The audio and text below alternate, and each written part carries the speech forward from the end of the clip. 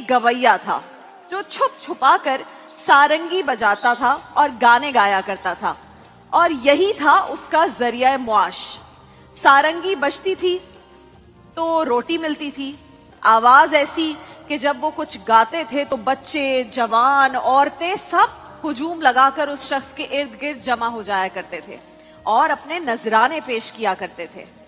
پھر وقت آگے گیا، وقت کسی کا نہیں ہوتا، وہ شخص بوڑھا ہو گیا۔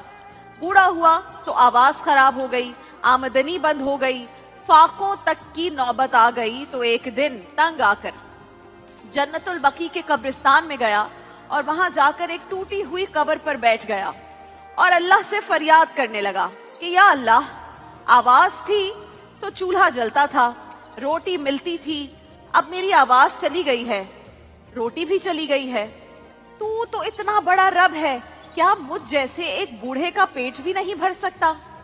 اس نے رب کی محبت میں رب کو نہیں پکارا تھا۔ غور کیجئے گا، رب کی محبت میں آپ رب کو پکاریں وہ الگ ہے، اس نے پکارا تھا رب کو بھوک کی وجہ سے، مگر اس کی فریاد سے عرش الہی کانپ اٹھا۔ حضرت عمر مسجد نبوی میں سوئے ہوئے تھے کہ خواب میں آواز آئی، بقی میں میرا ایک بندہ مجھے پکار رہا ہے، اس کی خبر لو۔ حضرت عمر فاروق رضی اللہ تعالیٰ عنہ خواب سے بیدار ہوئے تو ایسی بدحواسی کے عالم میں جنت البقیع کی طرف دوڑے کہ جوتا بھی نہیں پہنا، امامہ بھی نہیں باندھا، ننگے سر ننگے پاؤں جنت البقیع کے قبرستان کی طرف روانہ ہو گئے۔ جب وہاں پہنچے تو دیکھا کہ جھاڑیوں کے پیچھے ایک بوڑھا شخص دھاڑے مار مار کر رو رہا ہے۔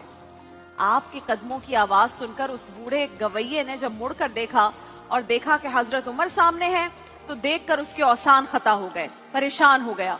وہ اٹھ کر بھاگنا شروع ہو گیا کہ عمر آ گئے ہیں، یہ تو درے ماریں گے کہ ایک گانے بجانے والا مسلمانوں کے قبرستان میں آخر کر کیا رہا ہے۔ پیچھے حضرت عمر نے روتے ہوئے آوازیں دینا شروع کر دی کہ رکو، ٹھہر جاؤ، میں آیا نہیں ہوں، میں بھیجا گیا ہوں۔ تو وہ شخص حیران ہو کر کہنے لگا، کس نے بھیجا ہے آپ کو؟ حضرت عمر نے کہا کہ جس کو پکار رہے تھے اسی نے مجھے بھیجا ہے۔ پریشان مت ہو، میں تمہارے لیے بیت المال سے وظیفہ مقرر کر دوں گا۔ بس اتنا سننا تھا کہ وہ بوڑھا زمین پر گر گیا۔ جب آپ شوق کی کیفیت میں ہوتے ہیں نا تو آپ کے پاؤں، آپ کی ٹانگیں، آپ کی جان وہ آپ کا ساتھ نہیں دیتی۔ گر گیا، کہنے لگا یا اللہ، ساری زندگی تیری نافرمانی کی ہے، آج جب تجھے پکارا ہے تو بھی پیٹ کی خاطر پکارا ہے اور تو نے خلیفہ کو بھیج دیا میرے مولا۔ رو رو کر دعائیں کرنے لگا، مجھے بخش دے، مجھے معاف کر دے۔ اور پھر ایک چیخ ماری اس بوڑھے شخص نے اور اس کی روح پرواز کر گئی۔ حضرت عمر رضی اللہ تعالیٰ عنہ نے اس کا خود جنازہ پڑھایا اور خود اپنے ہاتھوں سے اس شخص کو قبر میں اتارا۔ اللہ اکبر۔ ناظرین کرام، سب سے آسان ہے اللہ کو راضی کرنا اور سب سے مشکل ہے بندوں کو راضی کرنا، مگر ہم کیا کرتے ہیں؟ اپنی پوری زندگی بندوں کو راضی کرنے میں گزار دیتے ہیں۔ باس خوش ہو جائے، دوست خوش ہو جائے، فلاں شخص خوش ہو جائے، یہ لوگ خوش ہو جائیں، وہ لوگ خوش ہو جائیں۔ لوگوں کا خیال ضرور کریں۔ حقوق اللہ، حقوق العباد، دونوں کی امپورٹنس پر ہم بات کرتے ہیں۔ حقوق العباد بہت ضروری ہے لوگوں کی، لیکن ہر بات کی پرواہ کرنا چھوڑ دیں۔ ہر وقت obsessed نہ رہیں کہ اور لوگ کیا سوچ رہے ہیں۔ ہم یہاں لوگوں کو خوش کرنے کے لیے نہیں آئے ہیں، ہم اپنے رب کو خوش کرنے کے لیے آئے ہیں۔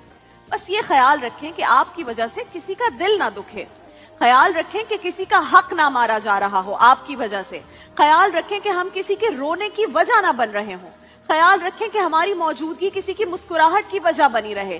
جہاں 10 لوگ آپ کو پسند کریں گے وہیں 2-4 لوگ ضرور ایسے بھی ہوں گے جو آپ کو ناپسند بھی کریں گے، چاہے وہ آپ کے چہرے پر کہتے ہوں کہ ہمیں آپ بہت پسند ہے، لیکن دل میں ان کے بغض ہوگا۔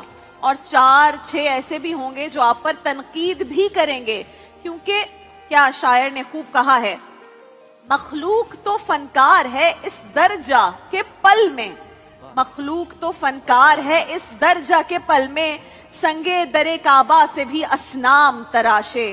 تم کون ہو؟ تم کون ہو؟ کیا چیز ہے یہ داغ کعبہ بھی؟ لوگوں نے تو مریم پہ بھی الزام تراشے۔ لوگوں نے خوش نہیں ہونا۔ آپ ناظرین کرام مکھیوں کو قائل نہیں کر سکتے कि फूल जो हैं वो कचरे से ज्यादा खूबसूरत हैं? कर सकते हैं, क्योंकि उसे मजा ही कचरे में आता है। आज के जमाने में खुशकिस्मत वो है जिसे कोई एक शख्स भी ऐसा मिल जाए जो उसकी तकलीफ का एहसास करता हो, जो उसके लिए कभी दुआ मांगता हो, कभी उसके लिए आंसू बहाता हो। लिहाजा लोगों की फिक्र करना छोड़ दें, रब को मनाने की फिक्र करें, वहां पे कनेक्शन को स्ट्रॉन्ग करें। हम अपने दोस्तों से रवाबित रखते हैं मोबाइल के थ्रू, जैसे ही कनेक्शन जाता है बेचैनी हो जाती है ना, होता है ऐसा। जैसी सिग्नल्स गिरे हम बेचैन हो जाते हैं, कनेक्शन टूट रहा है। वहां का कनेक्शन नहीं टूटना चाहिए, क्योंकि उसे मनाना बहुत आसान है। वो तो बस हमारे एक आंसू, एक आह और एक सिसकी से भी मान जाता है। वो तो कहता है अगर तुम्हें रोना नहीं आता तो रोने वाली शक्ल बना लो। उसे पुकारो तो वो सवाल नहीं करता, बस थाम लेता है, गिरने नहीं देता, संभाल लेता है, हिसाब किताब नहीं मांगता, दरगुजर कर देता है।